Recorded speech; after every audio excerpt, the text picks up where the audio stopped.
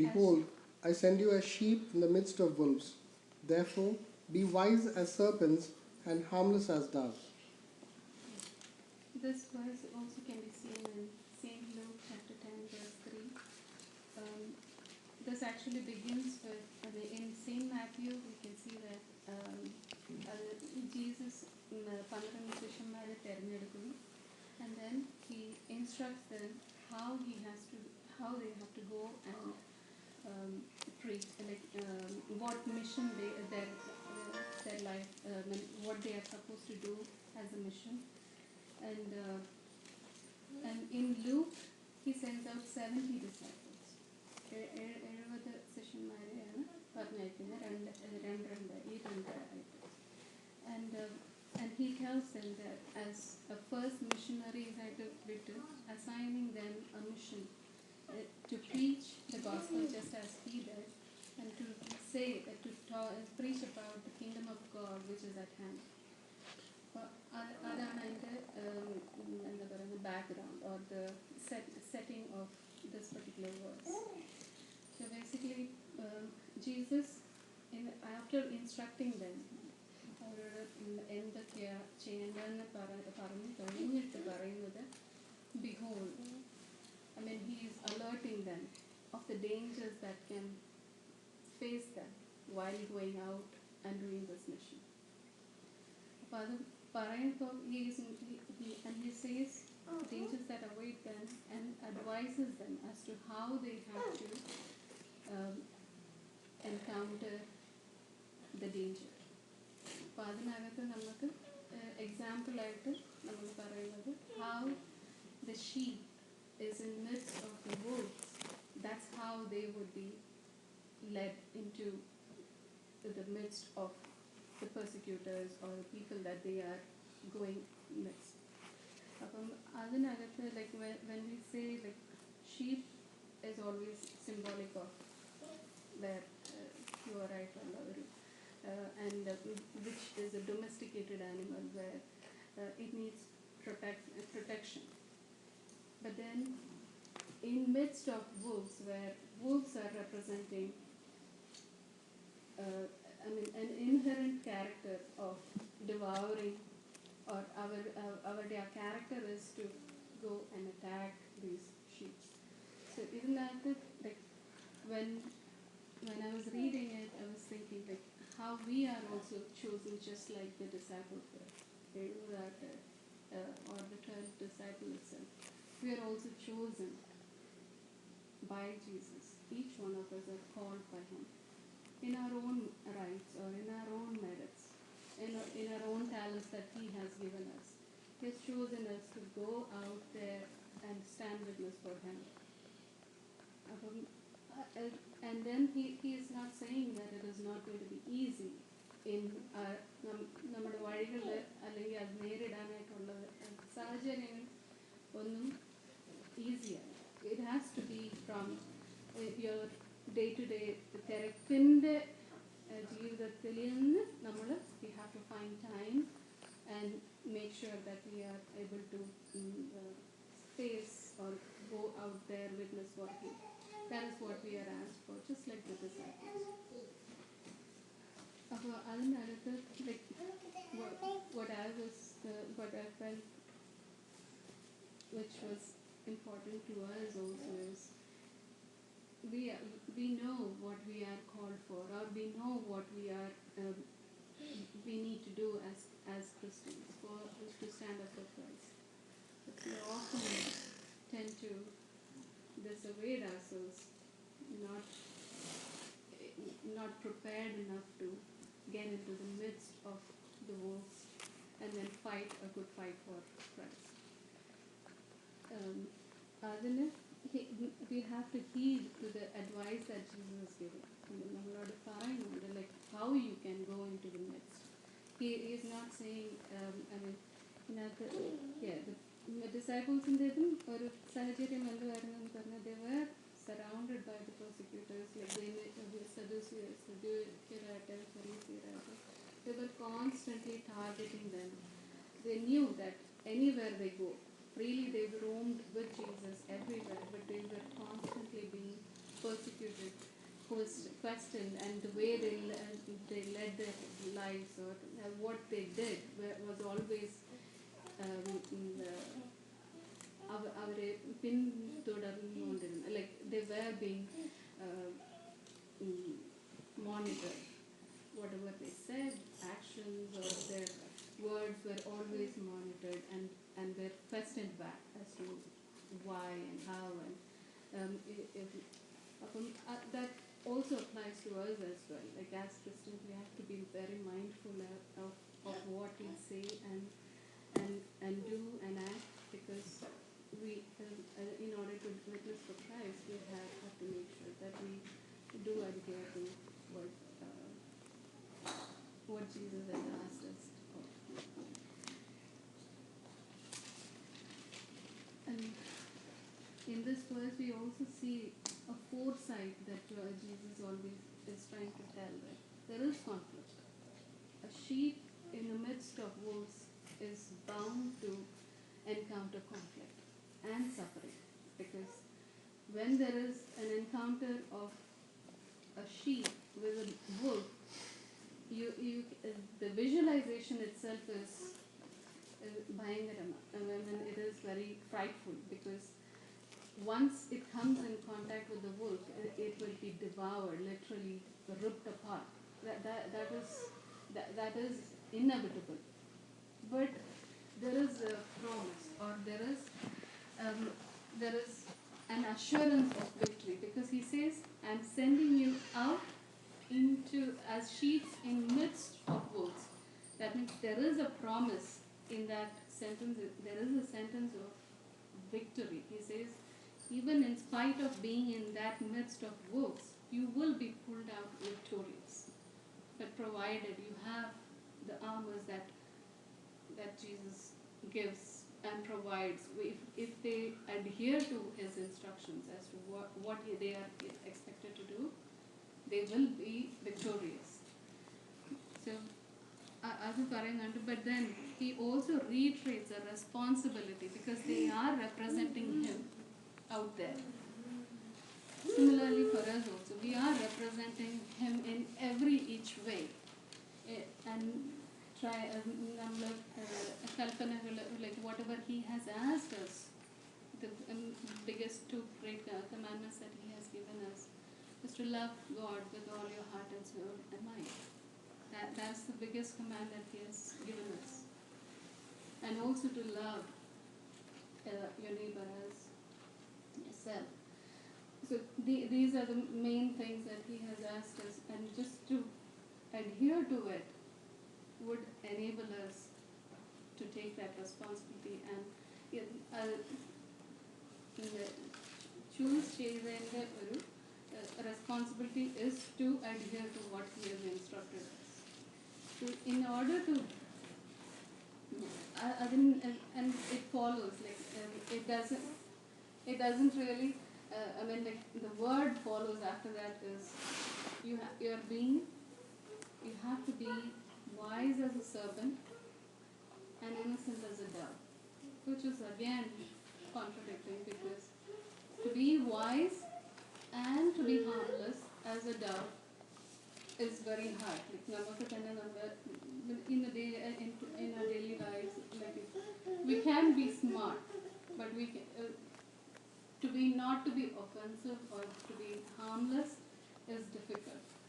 And നമ്മുടെ day-to-day life, നമ്മുടെ ജോലിയിലാട്ടെ even family life for that matter. If you're trying to be very shrewd, that means you are trying to adhere to the worldly norms. I was just thinking of the thing that we read this morning about Mahatma Gandhi. Like he was in a University of London. I think you read it. Yeah. So that applied. I felt it applied to this particular verse where Gandhi in the University of London പഠിക്കുന്ന സമയത്ത് the professor, Mr. Peters, was very prejudiced. He was very prejudiced, and he was giving him a hard time. And during the lunch time, when he was having his lunch, he went and shared the table with Mr. Peters for the lunch. And he said, Mr. Gandhi, a pig and a bird does not eat together. So, I mean, our സാഹചര്യത്തിൽ, we also, if you put ourselves in that situation, how would we even react or to that particular criticism or prejudice? Maybe immediate reflex would be to give back in a way that is befitting him. But he took his time and he said, yes, I will fly away to a next table. You're right. I will fly away to a next table. So he was being very wise in the way to handle it, rather than to give back.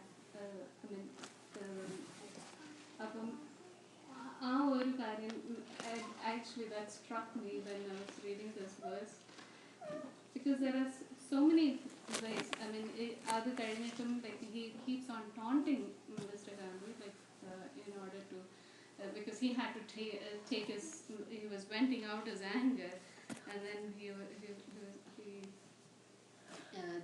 he questions him, like in case you happen to walk on a street and you get a package with 2 bags, one with money and the other with wisdom, what would you choose? So, and he says, of course I will take the money. So he said, if I were you, I would have picked wisdom. He says, of course, what you need is what you would pick. That was a wise way to reply back. I mean, I'm gonna like prudence in how you handle a situation in many things, like in our family life also. I mean, personally for me, unlike earlier, I have the tendency to speak, I mean, give right away rather than hold off and think about it. It is very unlikely that I would just keep quiet. So I was thinking about the same thing, like there can be so many things avoided if we take time to think about it, and then instead of reacting, if we can be polite in the way that we can put it across, that be considerate to the people that you are with. So if you so therefore be wise as serpents. Serpent in the character we will be able to see in Genesis chapter 1. Genesis chapter 3 and verse 1 to 5. It tells that it is the most subtle beast than any other beast on the field. I mean, because it is very subtly, wisely trying to gull Eve into sinning. There are and wise is also me trying to be like, we need to have the discernment of trying to understand what is good and bad. Even Adam made a biggest sin, which is to trusting in the putting that trust in the serpent itself. അപ്പം അത് നമ്മൾ ഏതെല്ലാം വിശ്വസിക്കുന്നത്, like where you put your trust in matters a lot, because you have to, that will only come with discernment of good and bad. So that was I mean, other കാര്യങ്ങൾ പിന്നെ also like snakes അല്ലെങ്കിൽ serpents ഒരു characteristic is to, they are very our character is to escape. The very first thing is to escape or avoid any kind of danger. Our inbuilt or their inbuilt character is to escape from danger. think that is something that we have to always, we can imbibe in the sense like when we are able to discern something which is bad, which we know from for me personally, like I would say, not to be quick in speaking rather than to be listen more than speak back. So I think like individually, if we try to analyze ourselves and try to understand where our weaknesses lie, I think we can. Um, we should be able to discern that characteristic and what our interior motives are. Agam, three important because how we react and what the motive behind it might be two different things. And I mean, I was always thinking, like when I was thinking also, like, it was always like how I react to my kids and how അത് അവരെ എങ്ങനെ ബാധിക്കുന്നുണ്ട് because she gave me a parents reading she gave me. So I was reading that also and I was thinking, like, I mean, it is so true. Like, I might be criticism does not help in any kind of confidence building. I realize that. So that was something that we need to analyze where our weaknesses lie and then try to build on it and work towards it. And that is what I was trying to, instead of defending ourselves and saying that, okay, I did this because of this, instead of that, trying to understand where our inherent nature of faltering is, try to correct that. And also, and Pinna Parananda, the verse continues to say that we have to be harmless and like a dove. And when I was reading about the dove, just to see what the characteristic of a dove is, it was very interesting to see that unlike any other bird in the world, dove has a very different inherent character where it does not attack back. Like if you attack a dove's offspring, it would stand there and it would cry, it will moan, but it will never retaliate back.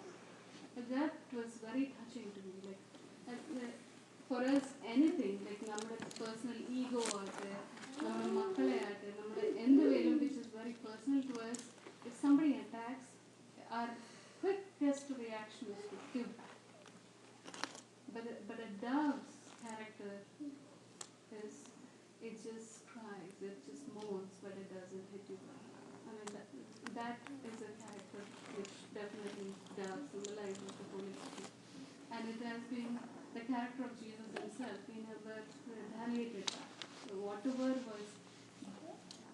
the situations he was in, he never retaliated back or he did not give back.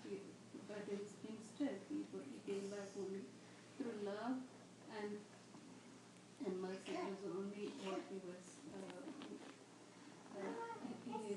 There was no provocation. There is no way that you can provoke a dove to hit you back, other than the inherent character. And it is, and the temperament is always calm and serene, and its disposition is very sweet. Everybody loves a dove. Like you can't seem to just ignore that fact. In our day-to-day life, how harmless we can be, imbibe these qualities and be displayed that we may keep ourselves pure and holy in every which way, like in our thoughts and our ways, in the way that we talk or even think or even say before, can we hold off ourselves and think before we even speak. So we must heed to Jesus' instruction to the disciples to detect any kind of danger. Danger can be in the form of weakness or any kind of shortcomings that we have.